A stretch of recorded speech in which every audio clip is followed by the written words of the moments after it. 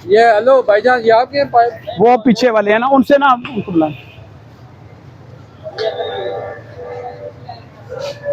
ID card ले लेते हैं, अगर नहीं होता तो फिर याद है। बुला लें, इधर बुला लें एक की। हाँ वो भी वो लिफ्टर मंगवा दिए। पीछे हो जा, पीछे हो जा, पीछे हो जा। अस्सलाम वालेकुम, क्या हाल है आपका? आप ठीक हैं? अच्छा, ये जो पाइप आपने बाहर रखे हुए, यही तो बात है कि अभी आप कह रहे हैं ये नहीं रखे, रखे बाहर रखे हैं, गैर कानूनी है। तो इसको आप हटा लें ताकि ये रास्ता ना बंद हो। नेक्स्ट टाइम और फिर हम कार्रवाई भी करेंगे, आपके वो FIR भी होगी। आज का दिन आपको दे रहे हैं, आप किधर कहते हैं, मैं आपको पिक्चर इसकी क्लीन करके ओके, जबरदस्त हो गया।